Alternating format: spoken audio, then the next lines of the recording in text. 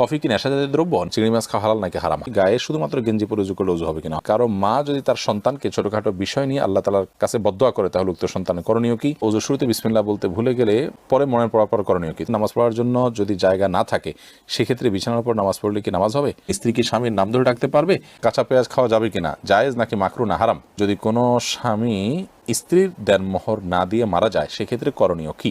আমার নামাজে মনে স্থির থাকে না, এটা কি মুনাফিকের লক্ষণ? অনেক সময় নামাজের সিজদায় কয়টা দিয়েছি দুইটা না একটা মনে থাকে না, তাহলে করণীয় কি? গাছের মেহেদি কি পায়ে দেওয়া যাবে কিনা? কোন স্ত্রী কি তার স্বামীর সম্পদ থেকে স্বামীকে না জানিয়ে দরিদ্র পিতামাতাকে সাহায্য করতে পারবে? আমি কি বোরকা না পরে শুধু মুখ ঢেকে বাসায় নন মাহরাম আত্মীয় স্বজনের সাথে দেখা করতে বা কথা বলতে পারবো?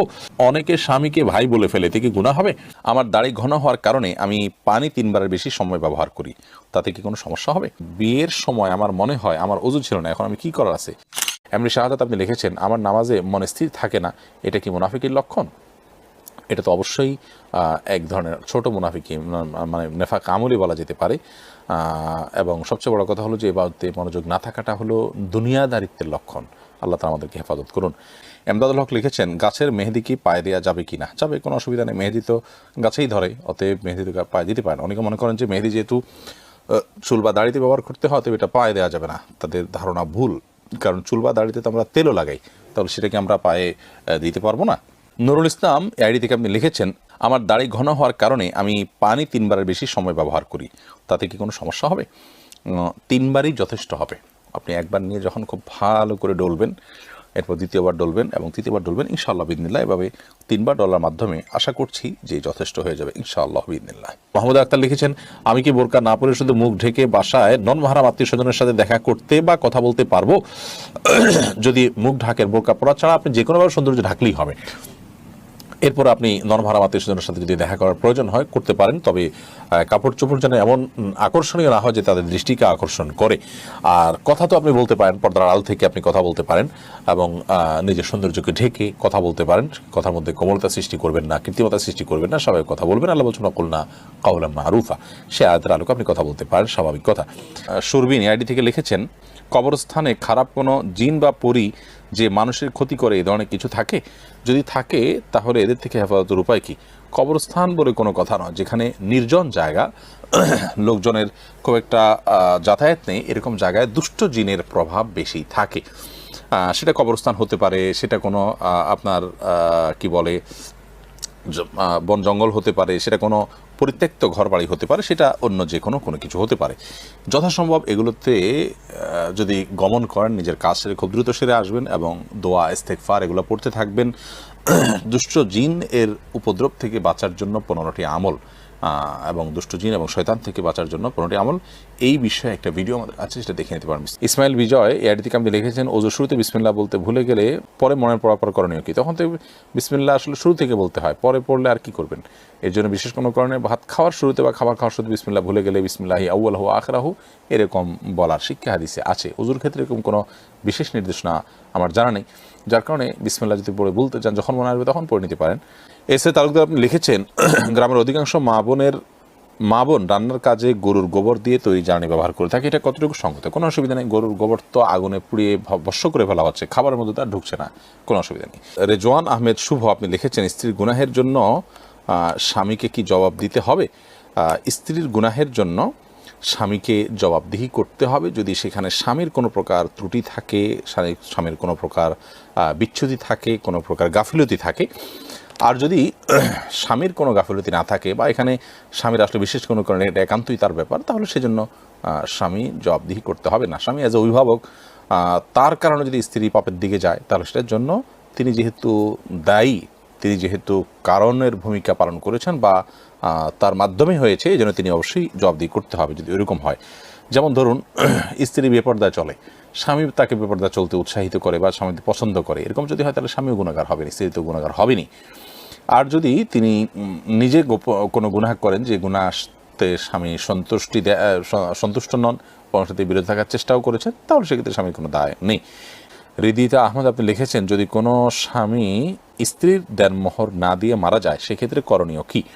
কোনো স্বামী যদি আল্লাহ না করুন স্ত্রীর দেনমোহর দেয়া ছাড়া মৃত্যুবরণ করেন, তাহলে সেক্ষেত্রে তিনি স্ত্রীর কাছে দায়ী থাকা অবস্থায় মৃত্যুবরণ করলেন, অর্থাৎ কিয়ামতের ময়দানে এই দায় তাকে পরিশোধ করতে হবে আল্লাহর দরবারে। বিধায় এটা খুবই ভয়াবহ বিষয়, এটা জীবদ্দার সাথেই সুরাহা করে ফেলা উচিত। তারপরে যদি স্বামীর মৃত্যুর পর স্ত্রী যদি মাফ করে দেন সেটা ভিন্ন কথা। আকরাম সর্দার আপনি লিখেছেন কাঁচা পেঁয়াজ খাওয়া যাবে কিনা, জায়েজ নাকি মাকরু না হারাম? কাঁচা পেঁয়াজ খাওয়া জায়েজ, তবে মসজিদে যাওয়ার আগে কাঁচা পেঁয়াজ খেয়ে যাওয়া এটা মাকরু, কারণ তখন সেই দুর্গন্ধে ফেরেশতাদের কষ্ট হয়, মানুষের কষ্ট হয়। আহসানুল হক লিখেছেন অনেকে স্বামীকে ভাই বলে ফেলে, এতে কি গুনাহ হবে? একটা হাদিস অনুযায়ী স্ত্রীকে বোন বা স্বামীকে ভাই বলা এরকম কোন একটার ব্যাপারে নিষেধাজ্ঞা আছে, সে হাদিসটির আলোকে বোঝা যায় এটা কারণে সম্পর্ক হারাম হয়ে যাবে না বা সম্পর্ক নষ্ট হয়ে যাবে না বা তালাক হয়ে যাবে না, কিন্তু এটা অনুত্তম কাজ। প্রয়োজনে একে অন্যকে নাম ধরতে পারে, অমুকের বাপ বলতে পারে, এটাই সবচেয়ে ভালো, অমুকের বাপ। সাহাবীরা এভাবে বলতেন, স্ত্রী তার সন্তানের নাম ধরে বলবেন অমুকের বাপ, স্বামী তার স্ত্রীকে অমুকের মা এটা বলতে পারেন অথবা নাম ধরে বলতে পারেন, কিন্তু ভাই বোন এটা বলা হাদিসের আলোকে অনুচিত কাজ। এমডি সুরুজ এডি থেকে লিখেছেন আমার বিয়ের সময় আমার মনে হয় আমার ওযু ছিল না, এখন আমি কি করার আছে? বিয়ের সময় ওযু ছিল না তো টেনশনের বিষয়, এখন ওযু করে নেবেন, ওযু করে নামাজ পড়বেন, বিয়ে হয়ে গেছে আল্লাহর রহমতে, কোনো অসুবিধা নেই।